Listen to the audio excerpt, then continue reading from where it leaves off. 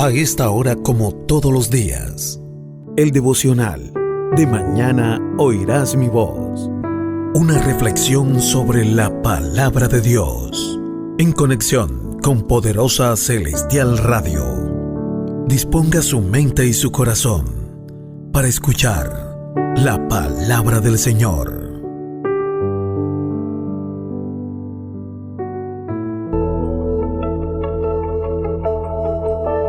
Bueno, le damos gracias a Dios en este día maravilloso. Vamos a estar por acá estableciendo una palabra de bendición para que nosotros iniciemos este día con nuevas fuerzas, iniciemos este día con grandes cosas, grandes victorias que el Señor nos tiene a nosotros preparada. Dicen, nos tiene preparadas grandes victorias a nosotros, sus hijos, los que hemos creído, los que sufrimos por el Evangelio de Jesucristo, porque de igual forma, de una u otra forma, tenemos que sufrir por el Evangelio de Jesucristo. Escrito está y lo tenemos que hacer. Y la palabra de hoy tiene que ver mucho con el Salmo capítulo 119. Salmo capítulo 119, que es un salmo que es muy extenso. Salmo 119 consta de 176 versículos. Es el salmo más largo, más extenso que se encuentra dentro de los salmos. Y fíjese que me gusta, no sé, en la RB60 se encuentran algunos subtítulos y en otras Biblias también. Y el subtítulo principal de este Salmo, capítulo 119, habla sobre las excelencias de la ley de Dios. Excelencias de la ley de Dios. Y en algunas otras versiones se titula como Lámpara es a mis pies tu palabra. ¿Por qué, pastor, la lámpara? Porque ayer hablábamos de las lámparas, hemos estado hablando de las lámparas. La lámpara que tiene una acción que ilumina nuestro camino. Dice por acá también, en algunas versiones aparecen algunos términos como sectorizado, como está como el Salmo 119 como dividido por fracciones. ¿Sí? Dividido diríamos como por versos, Está, bueno, el primero debería ser el Aleph, el otro sería el Bet, el Gimel, el Dalet, el G, el Bau, el Saín, el Jet, el Tet, el Yod, el Kaf, Lamet, Men, Nun, Samek, Ayin, P, Sade, Kof, el Resh, que hablábamos hace unos días del Resh, el Sin y el Tau, termina en el Tau. Bueno, y yo quiero que usted de pronto tenga la inquietud de preguntarme por qué aparecen eso así sectorizado con esos nombres. Lo importante es que el Salmo 119 es como una idea más clara realmente de lo que es la lámpara del Señor, lo que significa la lámpara. A veces nosotros estructuramos y nos damos una idea realmente a lo que el Señor nos quiere hablar, ¿verdad?, en las Escrituras, pero no logramos entender. Dice la palabra que muchas cosas no logramos entender realmente lo que Dios, la sustancia, lo que Dios, diríamos como el extracto, el alimento sólido. Hay que exponer el alimento sólido, pero hay que exponerlo de una manera muy nítida, de una manera sin esconder nada, porque cuando usted se va a la profundidad de la palabra es maravilloso. Usted llega, navega la palabra. Mire, usted profundiza en la palabra y es algo bonito, algo hermoso. Usted no quiere salir muchas veces de esa presencia, usted no quiere salir de esa atmósfera que se mueve allí, y usted comienza como que a intimar más con Dios. Y de eso se trata el Salmo capítulo 119. Por eso, del Salmo capítulo 19 tenemos mucho de qué hablar, no porque tenga 176 versículos, sino porque el Salmo 119 es una de las estructuras base de lo que confirma realmente cosas que estaban en el tabernáculo de reunión, pero que no estaban como adorno, sino estaban porque realmente allí debería existir la palabra de nuestro Señor Jesucristo. Y esto tiene que ver mucho, ponga la atención a lo que le estoy diciendo, esto tiene que ver mucho, el Salmo 119, con el por qué nosotros los cristianos evangélicos manejamos 66 libros y por qué otras doctrinas manejan, agregan, mejor dicho, 17 libros más allá. Pero diríamos como que la constancia, ¿sí? la estructura, toda la revelación de contestar esa pregunta de por qué nosotros manejamos 66 libros y otros manejan o agregan otros libros más a su Biblia.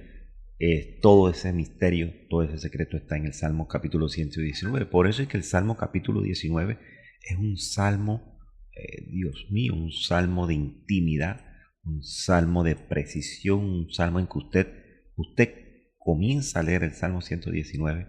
Si lo lee con mucho cuidado, realmente se va a enamorar más de Dios cada día más.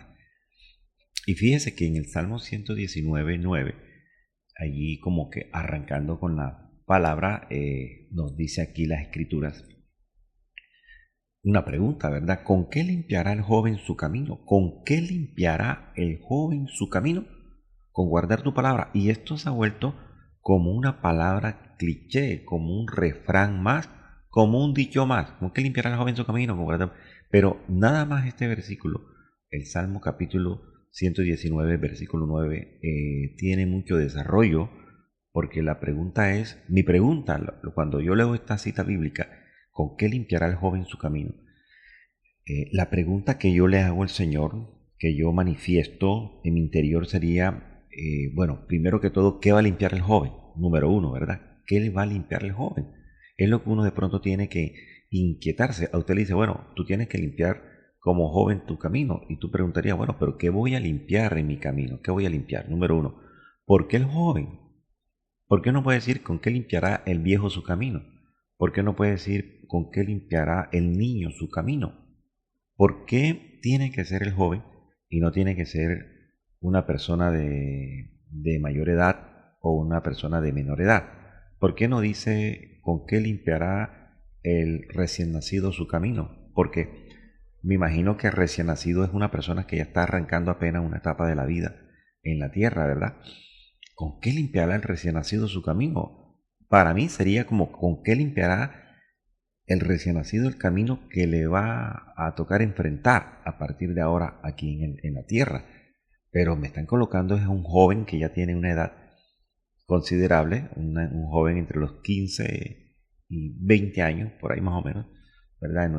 En nuestra cultura, ¿qué va a limpiar un joven? Si un joven realmente no ha vivido la vida, no ha vivido la vida. Entonces me he puesto yo como que a preguntar y también me he puesto como a discernir en eso. Y como dicen por ahí, me asaltan muchas dudas. Me asaltan muchas dudas. Entonces la pregunta sería, ¿por qué el joven y no el viejo? ¿Por qué no el adulto? ¿Por qué no dice, ¿con qué limpiará el adulto su camino? Entonces diríamos que el joven, prácticamente lo que nos dice el Señor, o respondería el Señor, ¿por qué el joven? Porque la juventud representa una etapa de formación, ojo, una etapa de formación y también representa una etapa de decisiones. Creo que hay una cita bíblica que nos dice que ninguno tenga en poco tu juventud. Vamos a mirar esa cita bíblica. En poco, vamos a mirar. Ninguno tenga en poco tu juventud.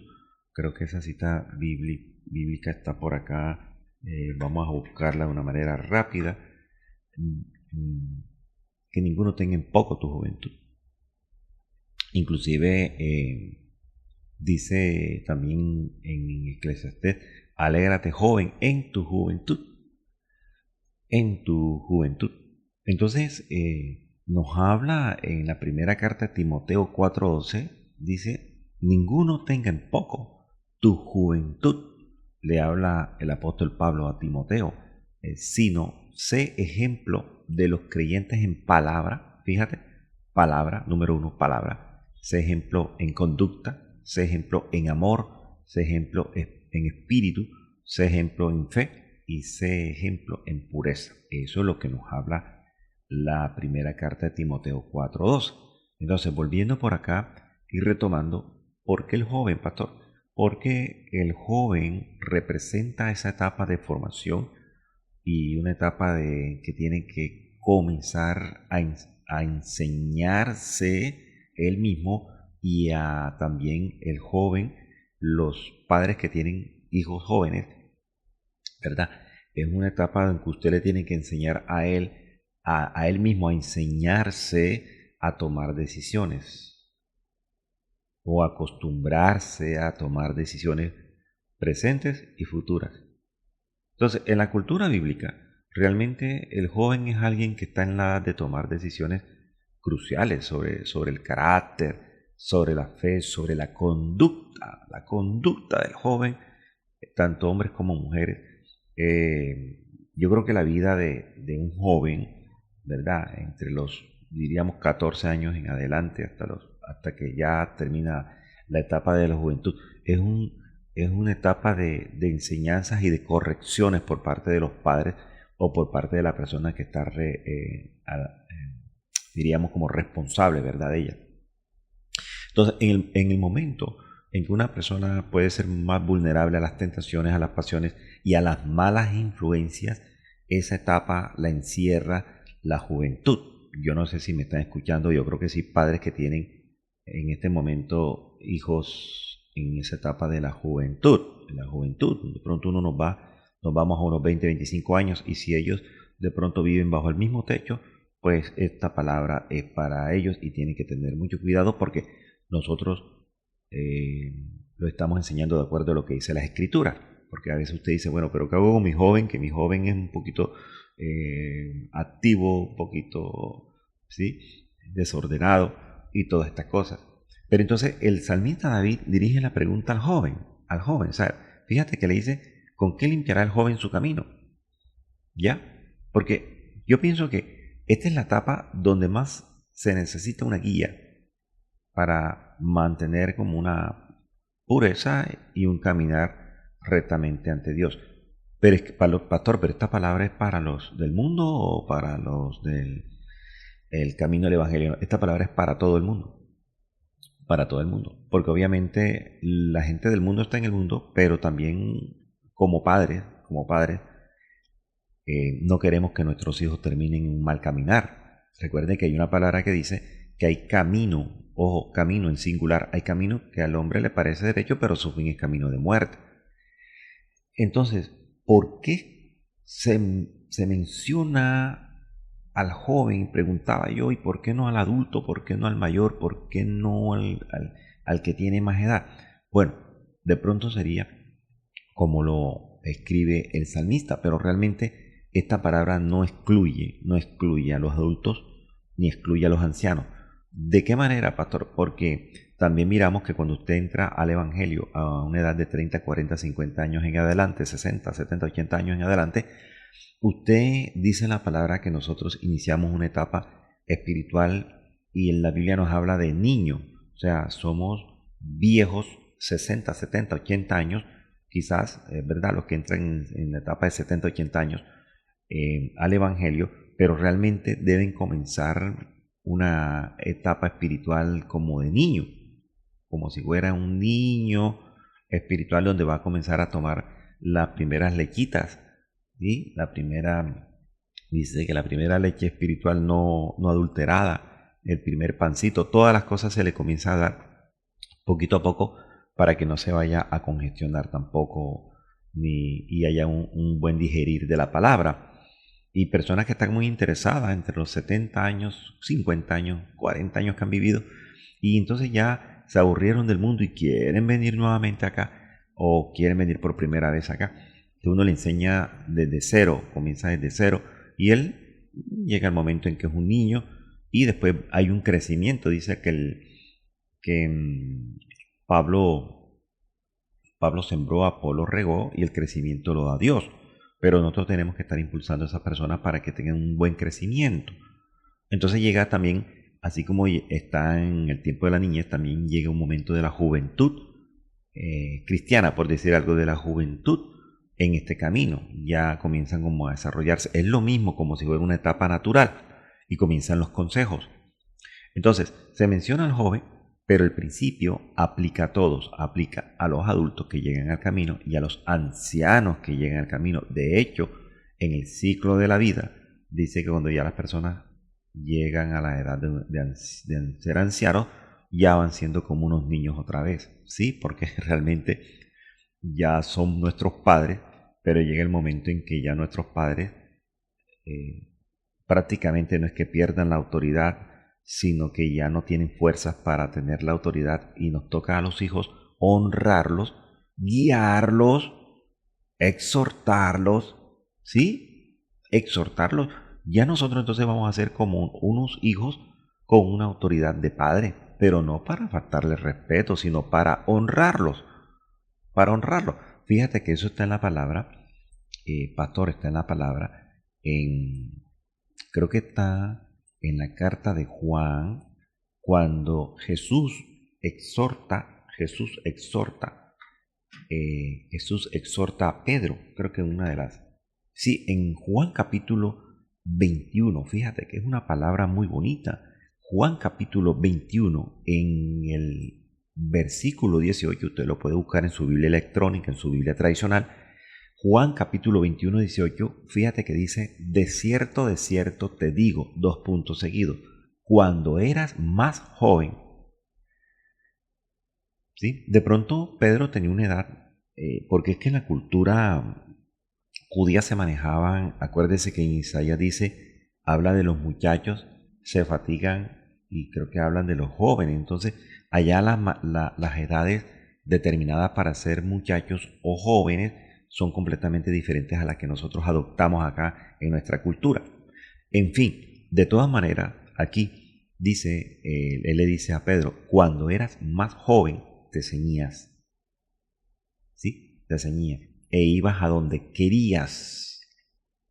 Mas cuando ya seas viejo, extenderás tus manos y te ceñirá otro y te llevará a donde no quieras. Fíjate que aquí están prácticamente las dos etapas importantes, quizá el de un niño, el de un joven, el de una persona ya vieja y de una persona que ya está demasiado anciana, donde yo estoy calificando en este momento que muchas veces nosotros los hijos, y ojalá hayan padres escuchando esto también de mucha más edad, y hijos también que quieran honrar a sus papás, ¿verdad? A sus papitos, a sus mamitas, ya nosotros los hijos, ya entonces cogemos a los padres y ellos son como niños y nosotros entonces vamos a ser como que la guía de ellos, porque algunos no se pertenecen.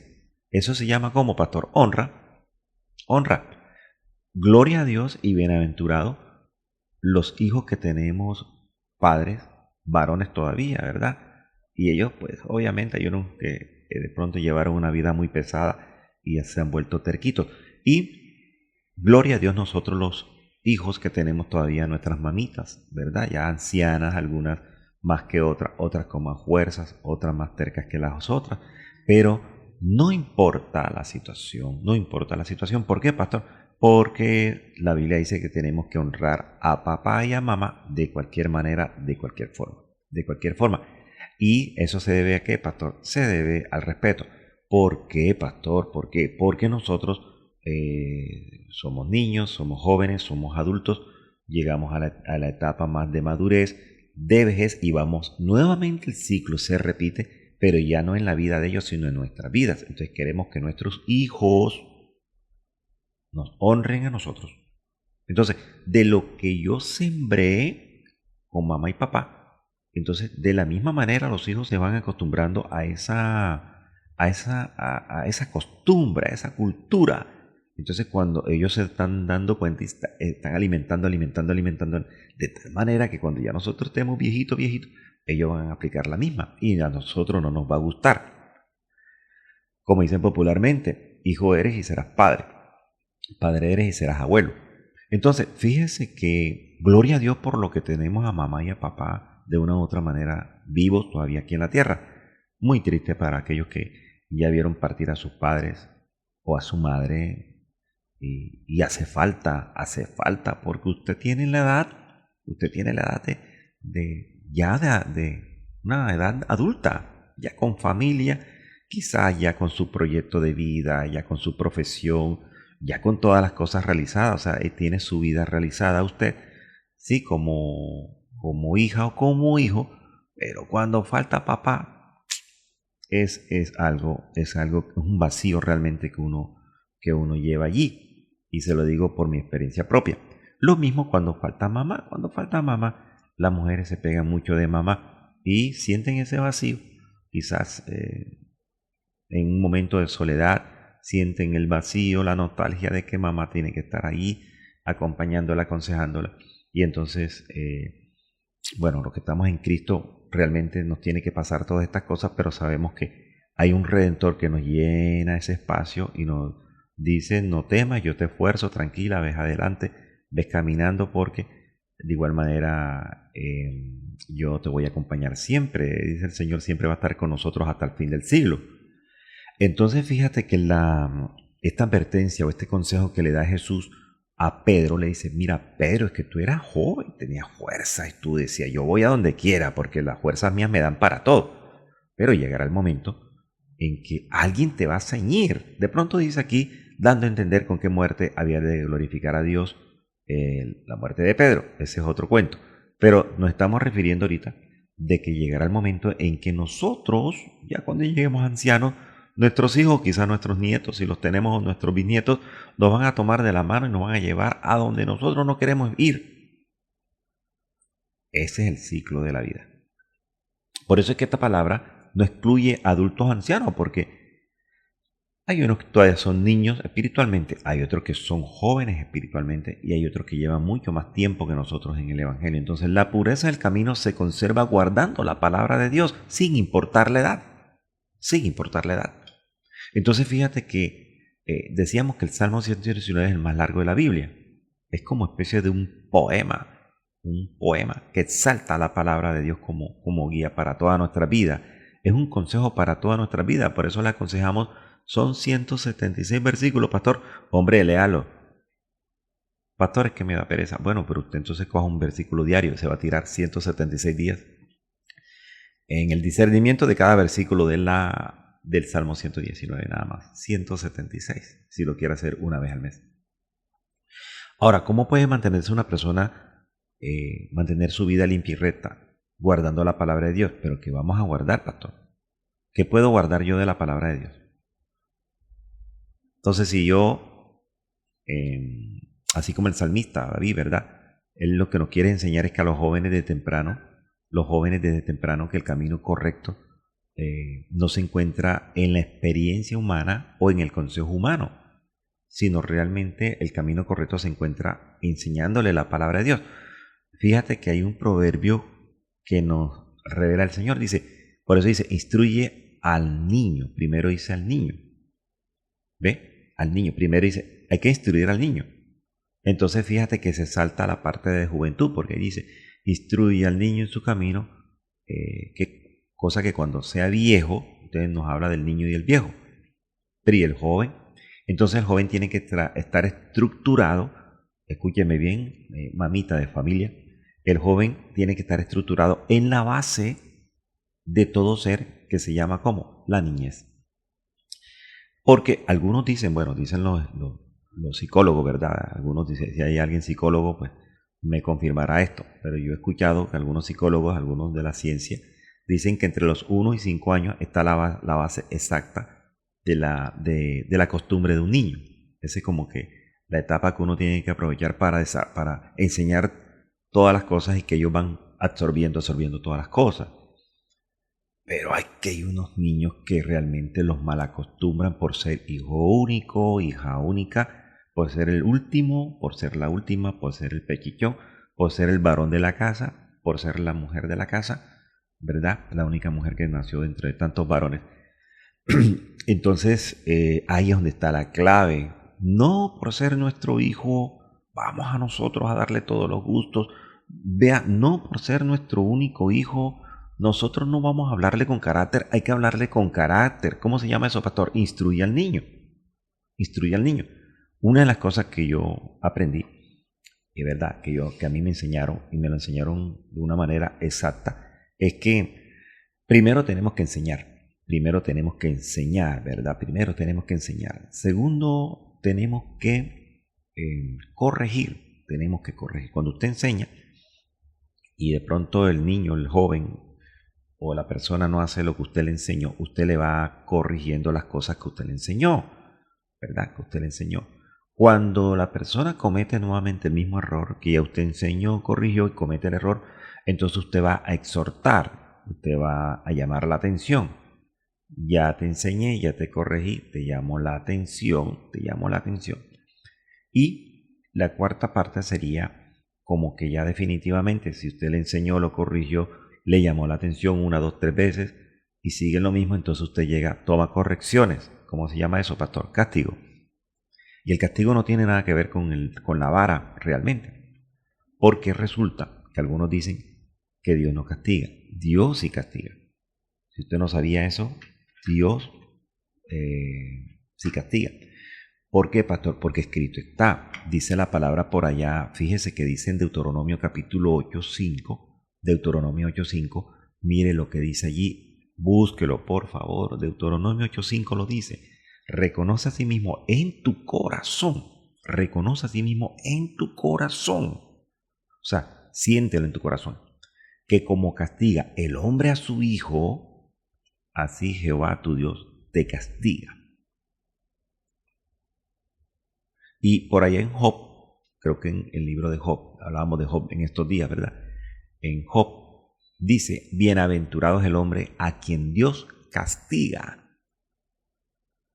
Y en el mismo proverbio dice también la palabra, porque Jehová al que ama castiga, como el padre al hijo a quien quiere. O sea que usted, como padre o como madre, usted llega al momento en que ya ha hecho correcciones y usted castiga.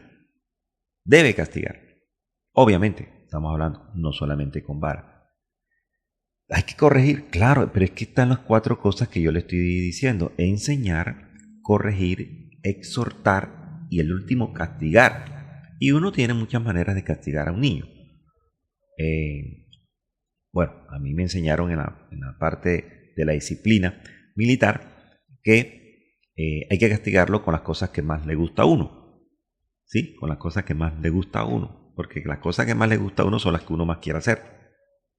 Entonces, eso también se puede llevar en la línea de la enseñanza y de la costumbre. Usted es responsable de que su hijo o su hija sea mal acostumbrado.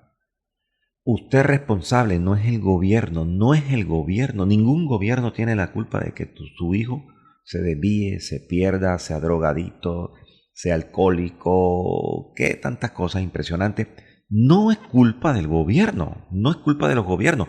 Y yo no estoy metiendo la mano por el gobierno actual ni nada. Estamos hablando es que la Biblia nos dice que la responsabilidad que tenemos nosotros es por nuestros hijos.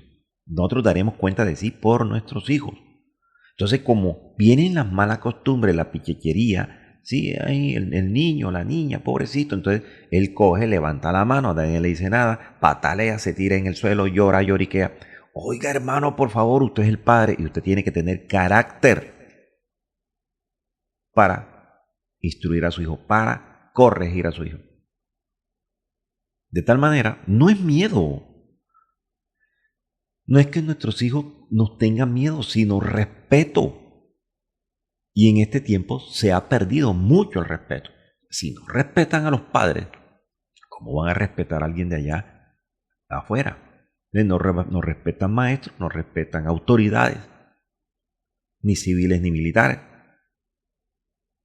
Pero cuando vienen al Evangelio, entonces les va a dar duro sujetarse porque realmente dice la palabra, escúcheme bien, dice que andan como ovejas que no tienen pastor. Y hay muchos hijos que andan como ovejas que no tienen pastor. Porque si usted no sabe, usted, madre que me escuche, usted es la pastora de la casa. Y usted, padre, usted es el pastor de la casa. ¿Y sus hijos qué son, pastor? Las ovejas. Por eso hay una frase común que dicen que la primera iglesia es la familia. Y es verdad, es verdad. Y fíjate que es que el Señor nos habla de una manera muy bonita. Fíjate que en Timoteo creo que lo dice, algo así. Creo que lo dice. En Timoteo capítulo 3 nos habla sobre eso, sobre el gobierno. Si yo no ejerzo gobierno, ojo, una cosa es gobierno y otra cosa es ser autoritario. Son dos cosas completamente diferentes. Los gobiernos de hoy a nivel mundial, voy a hacer algo a nivel global, por favor, a nivel global, y yo sé que usted me va a entender esto. Hoy las personas no quieren gobernar realmente un país, sino quieren tener el poder en este tiempo. Bueno, y siempre ha sido así, pero ahorita se ha incrementado. A nivel internacional, ya los, diríamos como los candidatos, ¿verdad? Los que se lanzan a la parte política de un reinado, de una presidencia, de una elección, ya realmente no quieren gobernar. Ya lo que quieren es tomar el poder. Porque con el gobierno, con gobernar, usted tiene autoridad, ¿verdad? Y es flexible. Pero con tener el poder, usted es autoritario, autoritarismo. O sea, lo que usted diga, eso se hace y punto. Y usted verá lo que se viene para encima. No, hermano, así no es. Tampoco en mi casa. En mi casa no, que aquí se hace lo que yo digo. No, no. La Biblia dice que tenemos que estar en un común acuerdo común. Pero hay que gobernar. Usted es el gobierno de su casa. Usted es el gobierno, usted tiene la autoridad en casa, con hijos, con hijas. Y el respeto, no miedo, respeto, que hay un respeto. Papá y mamá, respeto. Ahora, fíjate lo que nos dice el apóstol Pablo o le recomienda a Timoteo con referente a eso. Es que eso está escrito. 1 Timoteo 3:4 dice que gobierne bien su casa. Porque él inicia diciendo palabra fiel, 2 puntos seguidos. En Timoteo 3:1 dice palabra fiel, hay 2 puntos. Si alguno anhela obispado, buena obra desea. Pastor, ¿por qué dice obispado? ¿Por qué no puede decir otra cosa? Hombre, porque aquí se está refiriendo realmente que la palabra obispado en ese tiempo es un oficio. Es un oficio. Y la palabra obispado en el griego original es episcope. Episcope. Si quiere tomar nota, episcope con K, episcope. Y realmente eso requiere que estemos apercibidos, o sea, que estemos vigilantes, porque la palabra episcope es inspeccionar. El check, como dicen los gringos, checking. Inspeccionar, watch. Inspeccionar, el ver, el dirigir. ¿Sí? Es un oficio, es un oficio. El obispado es un oficio. El obispado, él dice, es un oficio. Entonces, cuando dice, si alguno requiere, vamos a mirar qué dicen otras versiones, quizás por ahí dice. Vamos a mirar por acá. ¿Qué dice con referente a... bueno, mire, aquí hay una versión que dice... Es muy cierto, si alguien aspira al cargo de presidir la comunidad, fíjate que presidir significa dirigir. Presidir es dirigir, por eso es que viene la palabra presidencia o presidente. De ahí viene la palabra presidente, presidir. Y la Biblia nos habla de presidir. La Biblia nos habla por allá en Corintios, creo que nos habla de presidir. El que preside, pues hágalo con mucha elocuencia. Entonces, si alguien aspira al cargo de presidir la comunidad, a un buen trabajo aspira. A eso se refiere, hermano mío, de dirigir. Si alguno quiere dirigir, está bien que lo haga, pero tiene que tener, si alguno quiere liderar oficialmente una comunidad, hombre, es bueno que lo aspire, es bueno. No es malo, es bueno. Usted desea dirigir una obra, bueno, gloria a Dios, qué bueno. Dice, es una buena obra. Pero entonces fíjate que nos dice allí la necesidad de ser el líder, ser ejemplo prácticamente, lo que nos dicen que sea ejemplo. Ahora, nos dice aquí que gobierne bien su casa, que tenga a sus hijos en su gestión con toda honestidad, no que se la pase usted como perros y gatos, faltándose el respeto a los hijos con los padres, hasta dándose trompadas, por favor. Romanos dice comiéndose las carnes. No es así. No es así. Ahora, mira que lo dice entre paréntesis. Primera de Timoteo 3:5. Hay un entre paréntesis. Bueno, en la Biblia mía hay un entre paréntesis. Me imagino que en la suya también. Dice, pues el que no sabe gobernar su propia casa. Está hablando de la casa de las cuatro paredes. Algunos dicen, no, que la casa, que el templo, que yo no. Estamos hablando ahora mismo de las cuatro paredes que usted tiene allá en su barrio. Donde usted vive, bajo techo. Con el que no sabe gobernar su familia. Estamos hablando de gobernar, no estamos hablando de ser, es que yo soy aquí él. No. ¿Cómo cuidará de la iglesia de Dios? Entonces, ¿nos llama la atención el Señor o no nos llama la atención el Señor? A nosotros, ya los que somos padres. Por eso dice, instruye al niño, pero también hay que instruir al joven en el camino. Ahora, esta palabra, instruirlos en camino, no es para la iglesia tampoco, es general. No nos digamos mentiras, yo tengo muchos amigos donde los padres, o sea, muy bien educados sus hijos, muy respetuosos en todo, muy de casa, no se han ido a perder allá en la droga ni esas cosas, son muy bien instruidos. O sea que no necesitamos ser cristianos, me da pena decirlo, para instruir bien al niño en su camino. Esto no es de chequear los dedos, ni no, esto es con ejemplo. Entonces el joven, el niño está en una etapa de formación, aprovéchelo. El joven está en una etapa de formación, aprovéchelo. Está en una etapa de decisiones. Hay muchos jóvenes que se quitan la vida porque es la única decisión que tienen supuestamente que les va a solucionar el problema frente a sus ojos, o los niños. ¿Por qué, pastor? Porque ellos están en una etapa de vulnerabilidad moral. Y esto aplica a todos. Esto aplica a todo. Entonces, hay una relación entre proverbios, hay una relación entre los salmos y hay una relación entre lo que hablamos de Timoteo. Es algo relativo. Algo relativo.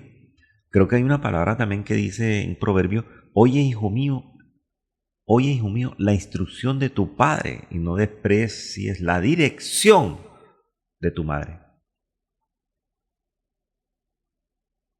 Hay que enseñar a los niños a que respeten y también hay que enseñarlos a que se dejen dirigir.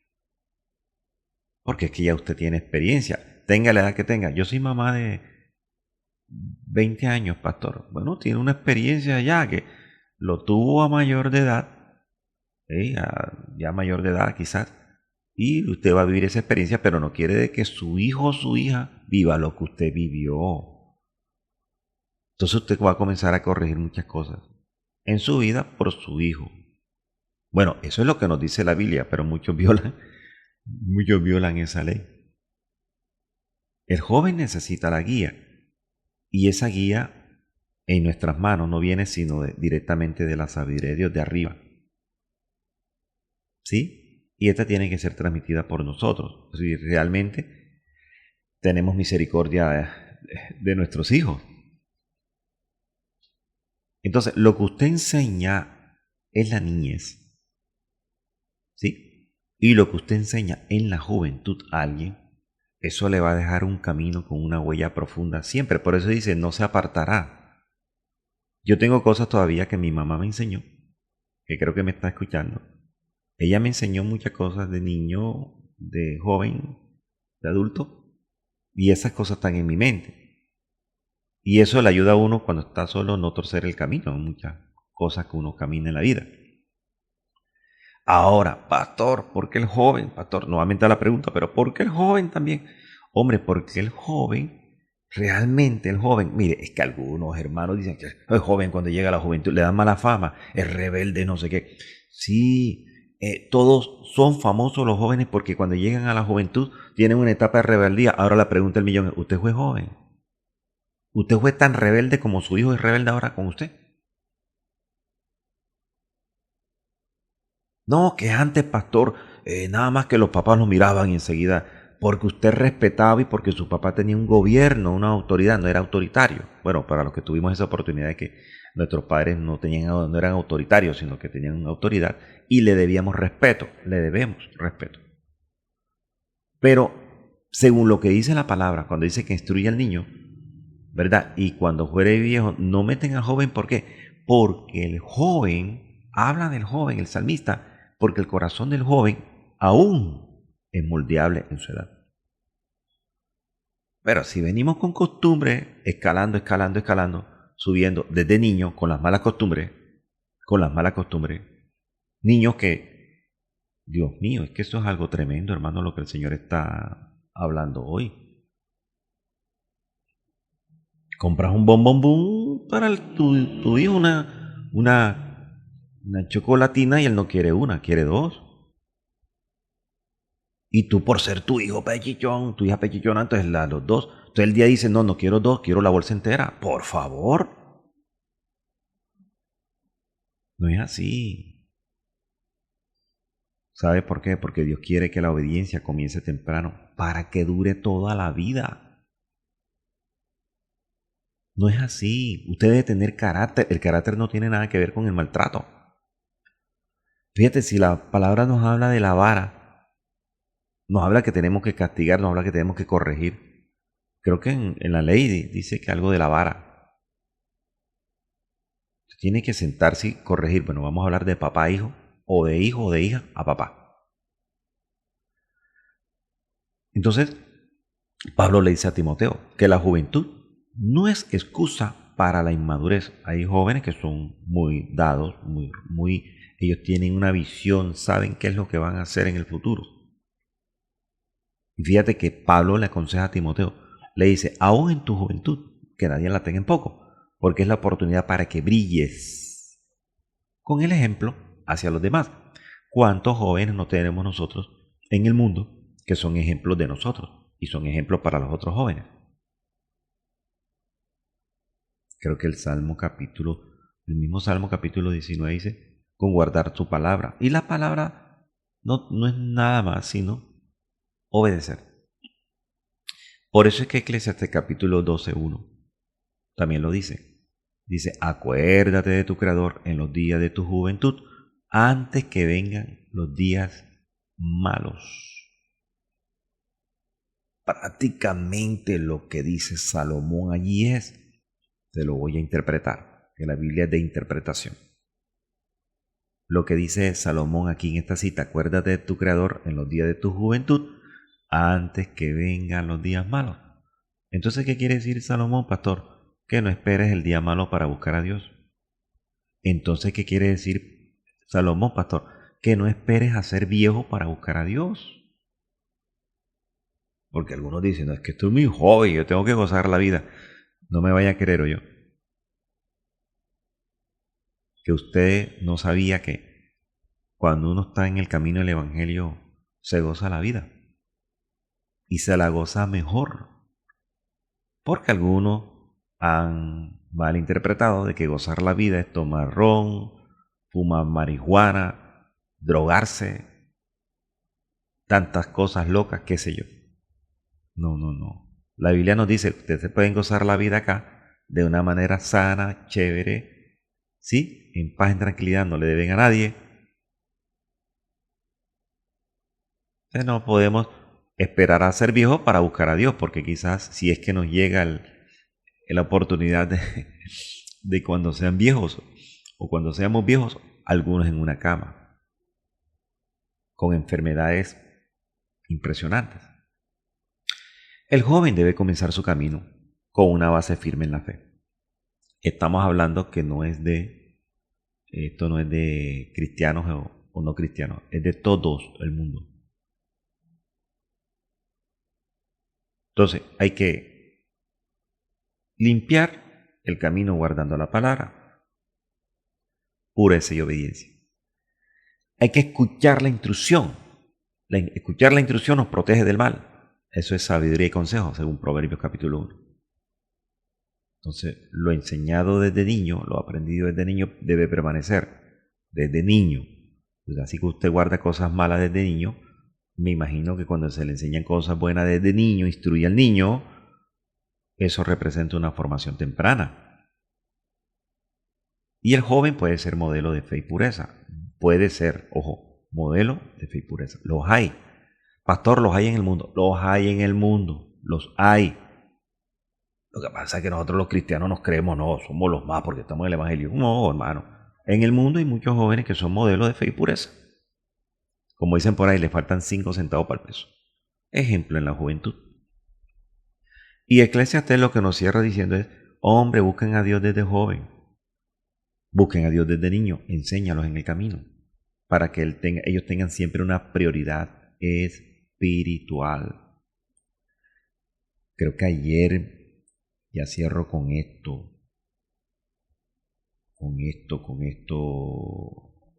que me enviaron ayer y quiero leerlo por acá. Me enviaron diríamos como compartieron, ¿verdad? Este flyer acá. Mire lo que dice, si tu pastor no te puede corregir, tampoco te puede pastorear. Así que si estás listo para irte de la iglesia cada vez que seas corregido, en realidad no estás buscando un pastor ni una iglesia, sino un lugar donde tu falta de carácter e inmadurez nunca serán confrontados. Hay gente que busca eso. No quieren que lo confronten ni que le digan nada, porque son instruidos desde niños con mala costumbre. Porque son instruidos desde la juventud con mala costumbre, con papito y mamita. Usted no quiere que sean confrontados, pero vea, por donde quiera que vaya va a ser confrontado por Dios. Jonás fue confrontado por Dios. El salmista David dijo, si me voy al cielo estás tú, si me voy al mar estás tú, si me voy a la profundidad estás tú. ¿De dónde me escaparé yo de ti? A donde yo voy vas tú. Pedro le dijo a Jesús, ¿a dónde iremos, Señor, si tú eres el que tiene la palabra de vida eterna? No hay escapatoria. Fíjate que el Señor nos dice que todo lo encerró en pecado. Todo lo encerró en pecado. Todo fue encerrado en pecado. O sea, Él nos coge como un callejón sin salida. Y ahí vea, como dicen popularmente, entre la espada y la pared. Aleluya.